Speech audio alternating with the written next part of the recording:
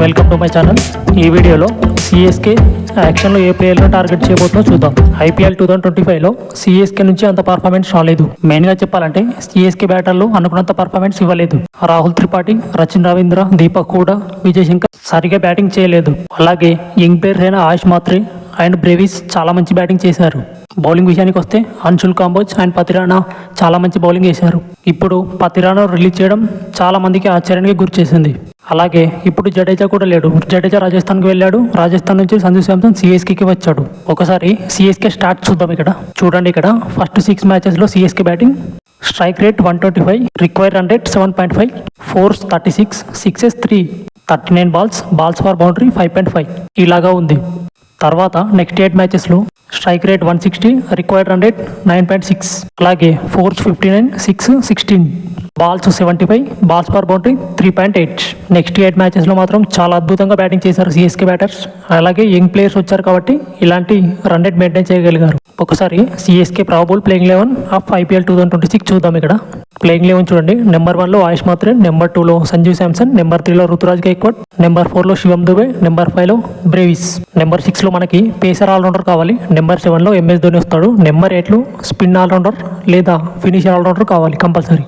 Next Nathan Ellis, Noor Ahmad, Khaleel Ahmed. Impact player batter or బౌలర్ను తీసుకోవచ్చు situation బట్టి. నెక్స్ట్ బ్యాకప్స్గా జెమీ ఓర్టన్, ఉర్విన్ పటేల్, శ్రేయస్ గోపాల్, గుర్జాపనిత్ సింగ్, అలాగే ముఖేష్ చౌదరి, రామకృష్ణ ఘోష్ వీళ్ళు బ్యాకప్స్గా ఉంటారు.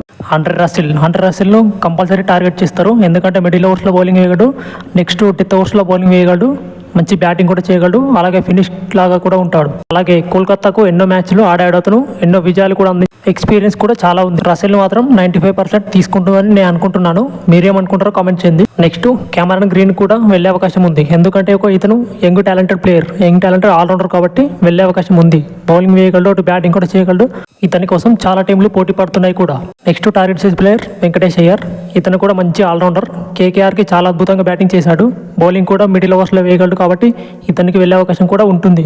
అలాగే స్పిన్ ఆల్రౌండర్ గ్లెన్ మ్యాక్స్వెల్ కూడా వెళ్ళే అవకాశం ఉంది. చెపక్ పిచ్కు మ్యాక్స్వెల్ ఆఫ్ స్పిన్ సెట్ అవుతుంది కాబట్టి. మ్యాక్స్వెల్ బ్యాటింగ్ ఇప్పుడంత ఫామ్లో లేడు. ఫామ్లోకి వస్తే మాత్రం కథ వేరే ఉంటుంది. ఇక స్పిన్తో మ్యాజిక్ చేయగలడు కాబట్టి తీసుకోవచ్చు. రవి బిష్ణుని కూడా తీసుకునే అవకాశం ఉంది. ఎందుకంటే అతను గుగ్లీస్, ఫ్లిప్పర్స్ వేయగలడు కాబట్టి. చెన్నై పిచ్ ఇతనికి సెట్ అవుతుంది కాబట్టి. అలాగే ఇండియన్ స్పిన్నర్ దొరకకపోతే తీక్షణను తీసుకునే అవకాశం కూడా ఉంటుంది. నెక్స్ట్ ఆకాష్ మాథుర్. ముంబైకి ఒకసారి 5 వికెట్లు అందించాడు. చాలా మంచి బౌలింగ్ వేయగలడు, తీసుకునే అవకాశం. నెక్స్ట్ ఆకాష్ దీప్ మంచి పర్ఫార్మెన్స్ చేస్తున్నాడు. ఇండియాకి కూడా మంచి పర్ఫార్మెన్స్ అందించాడు. నెక్స్ట్ యాక్షన్లో అవైలబుల్గా లుంగి ఎంగిడి కూడా ఉన్నాడు. మంచి స్లోవర్ వన్స్ వేయగలడు, వికెట్లు తీయగలడు. నెక్స్ట్ మోహిత్ శర్మ. ఇతను కూడా మంచి స్లోవర్ వన్స్ వేయగలడు. చెన్నై పిచ్ ఇతనికి బాగా సెట్ అవుతుంది. నెక్స్ట్ యంగ్ టాలెంటెడ్ బౌలర్ ఉన్నాడు, మంచి స్పీడ్ జనరేట్ చేయగలడు. అలాగే మ్యాట్ హెన్రీ కూడా యాక్షన్లోకి రాబోతున్నాడు. తీసుకుంటారా లేదని చూద్దాం ఇతన్ని కూడా. నా వీడియో నచ్చినట్లయితే లైక్ చేయండి, షేర్ చేయండి, సబ్స్క్రైబ్ చేయండి.